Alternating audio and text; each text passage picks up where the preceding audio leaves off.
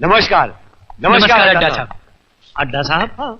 अरे भैया मैं कोई अड्डा वड्डा साहब नहीं हूँ, मैं चड्डा साहब हूँ। हाँ चड्डा साहब। हाँ बोलिए। चड्डा साहब वो आपका माल हमने तैयार कर दिया। जी हाँ। माल? कैसा माल? कौन सा माल? कहाँ का माल? आप लोग कौन है यार? शायद आपने हमें पहचाना नहीं। साहब आपने हमें 5 लाख रुपए एडवांस दिया है और हमने आपका 80 लाख का माल तैयार कर दिया है। आप भूल रहे हैं। मैं भूल रहा हूँ? जी हाँ। तो भैया ऐसा करो, अब आप लोग भी भूल जाओ। भूल जाओ।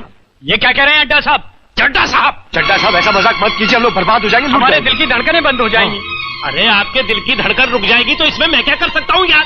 ठीक है, अगर आप कुछ नहीं कर सकते तो मत कीजिए, हम सेठ जी से मिलना चाहते हैं। हाँ, आप राइट जाके लेफ्ट मुड़ जाइए। Thank you. नमस्ते। सेठ जी एसी रूम में बैठे हैं।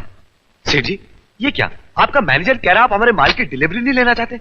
ऐसा गजब मत कीजिए सेठ जी, हमारा माल, हमारा घर बार सब नीलाम हो जाएगा, हम बर्बाद हो जाएंगे सेठ जी।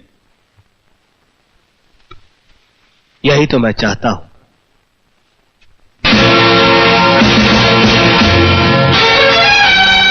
कृष्णा? हाँ वही, आप लोगों का 2 कौड़ी का नौकर कृष्णा। वही कृष्णा जिसे कुत्ता कहकर उसके मुंह पर चाटा मारा गया था। वही कृष्णा जिस पर चोरी का झूठा इल्जाम लगाकर उसे घर से बाहर निकाल दिया गया था।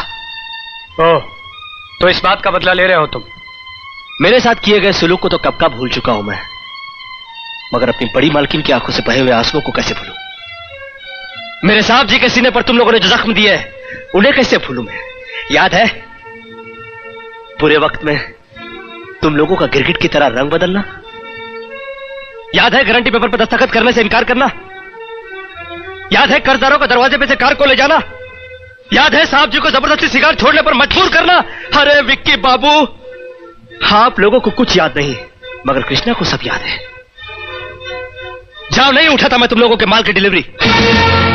जाओ जाकर किसी पुलिस स्टेशन में रिपोर्ट लिखाओ, जाओ खटखटाओ किसी अदालत का दरवाजा, जाओ।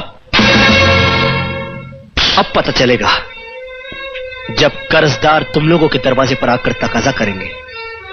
अब पता चलेगा जब तुम लोगों के घर की नीलामी होगी। अब पता चलेगा जब तुम लोगों की मिल में ताला लगेगा। हाँ, अब पता चलेगा। अब यहां खड़े क्यों? जाओ जाओ, निकलो ऐसे, जाओ। इससे पहले कि मेरे दरबार आकर तुम्हें यहां से धक्के मारकर निकाल दे, निकल जाओ यहां से। मैं कहता हूं निकल जाओ।